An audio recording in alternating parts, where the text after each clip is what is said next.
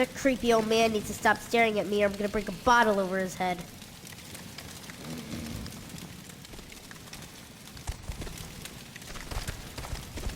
My boy, I had no idea you were from such noble blood. I hear you and your sister were saved from cultists when you were just children. Pamusu was quite the hero too when he was your age.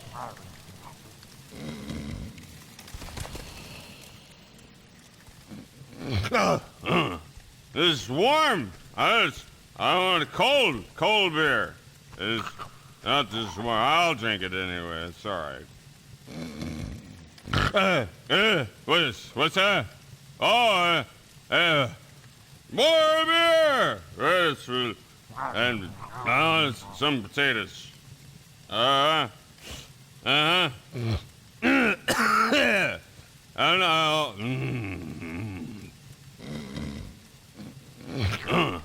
No big. No, I love you, Toddy. I love you. You know I love you. You're good, yeah. Oh.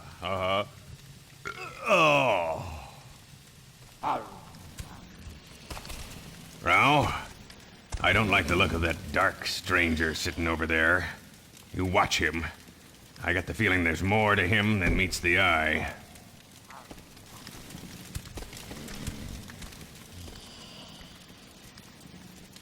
Rao, my boy, let me show you how to use that new bow of yours.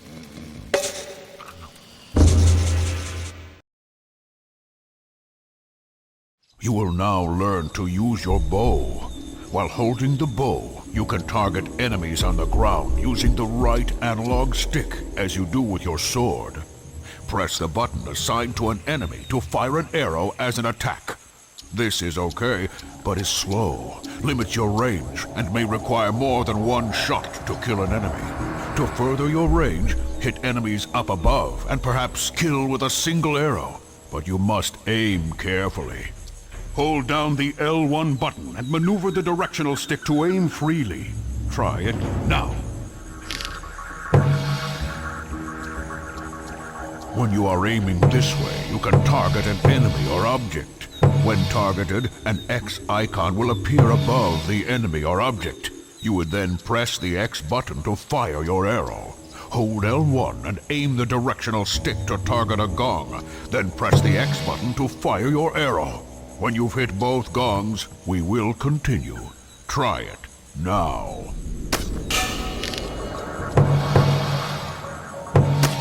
Good enough for shooting gongs. Shooting enemies is another matter. When you target an enemy, the X icon will flash. This means you are aiming for the enemy's body and will need a few arrows to take your enemy down. Let's try shooting the body of the dummy. Hold down the L1 button. Aim for the dummy, and when the X icon flashes, fill the dummy with some arrows. Try it now. Useful, but it is best to take an enemy down with one arrow when you can. To do this, target the enemy, then carefully aim up with the directional stick until the X icon is solid. When the X icon is solid, press the X button to fire your arrow. Try it now. Your aim is true, and that is all I will teach you here today. There are spare arrows out here, so you may practice for as long as you like.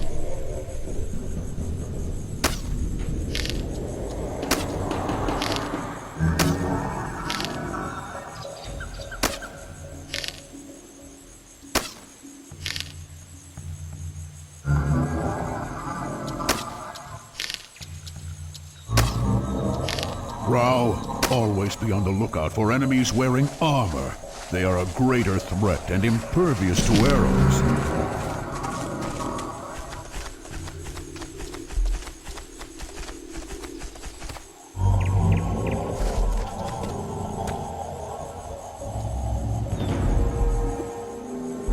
Archers are especially dangerous, Rao.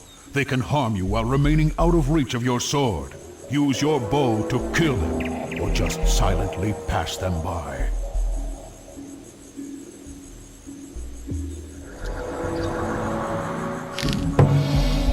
Keep your mind on the job, Rao. Though that squealing bag of meat may be good for distracting enemies, try shooting a pig to get the enemy's attention. But be careful. Now, back to work. Another shot and we'll be having that pig for dinner.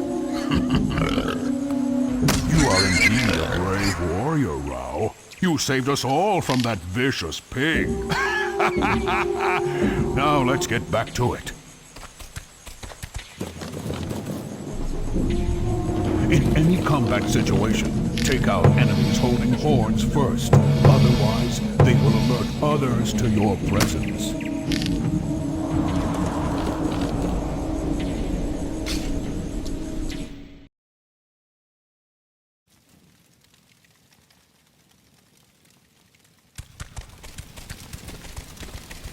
That creepy old man needs to stop staring at me or I'm gonna break a bottle over his head.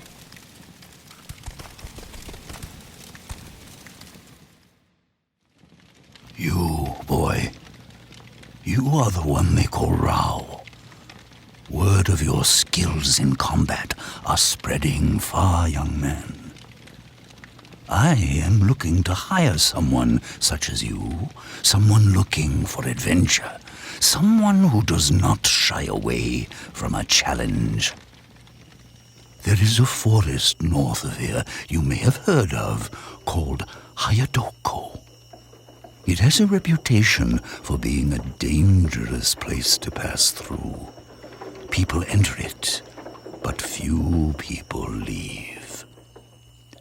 At the center of this place lays an ancient tomb, hidden undisturbed for millennia, guarded by the forces within those woods. I have no interest in treasure, as I am a wealthy man and can pay you handsomely for your trouble. I am, however, interested in a scroll that is said to be in the tomb. This parchment has no value to the common man. It is only a record of my ancestry, written in an ancient tongue. Rao, I am an old man trying to understand the breadth of my line. Let us say that this document will allow my family to re-establish its proper place in society. If you procure me this scroll, I will make you a very wealthy man.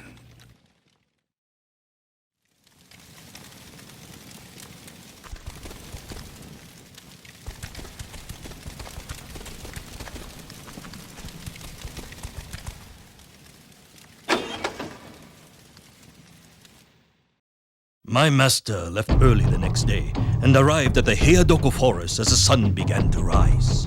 Baomusu had reacted strangely to this opportunity, saying he did not trust the old man, referring to him as Dark One. He warned Rao not to aid him, as he sensed evil. But my master was young and stubborn.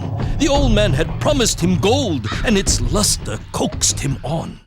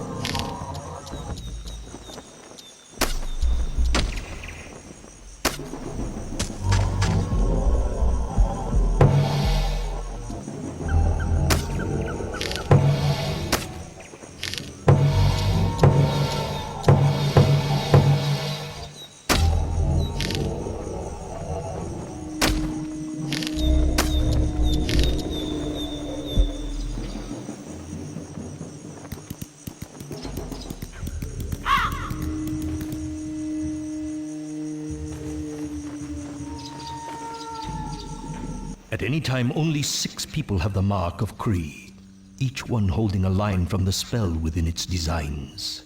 6 families are cursed with this mark, the firstborn in each carrying part of the spell until the day they die. In death, the mark is then passed along to the next born in the family line. This way, the mark is never lost, and the families are cursed for all eternity.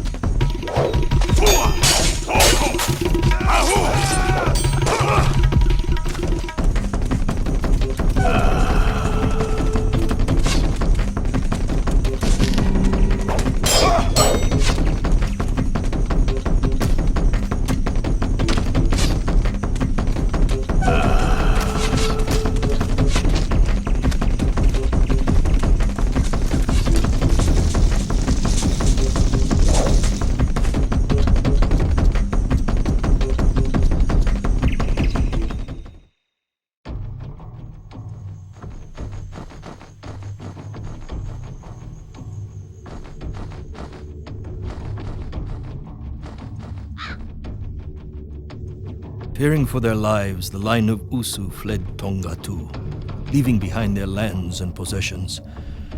After many moons of traveling, they came to a great forest and sought shelter within its grounds. As they feared, the mark returned to the next born, identical in shape and color as the one that Ruutu had bore. Fearing the same would happen to this child as had happened to Ruutu, the line of Usu swore none would see this mark again. It would remain hidden and no one would ever leave the forest.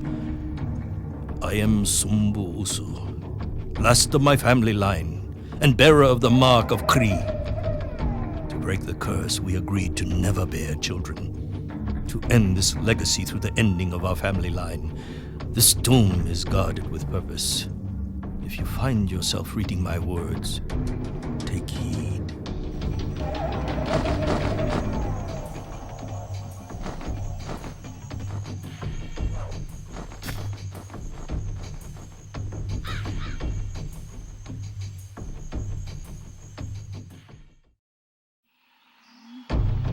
Later that day, as agreed, the old man met my master at the entrance to the forest. He now wore official-looking robes and was flanked by bodyguards. His personality also seemed to have changed. He now seemed less feeble, more demanding, less in need. Rao handed over the scroll and received his payment, the parting words from the old man chilling him to the bone. You are a rich man, barbarian. When your day comes, you too can now afford such a tomb. My master traveled home slowly. The gold wore heavy on his heart. The prospect of its riches failed to excite him. This latest enterprise had troubled him deeply. What was this mark that cursed its owner? Why was it hidden away in such an impenetrable manner? What exactly was on the parchment he had stolen for the old man? For many days, he wandered before returning home, deciding to keep this latest adventure from Baumusu lest he disapprove.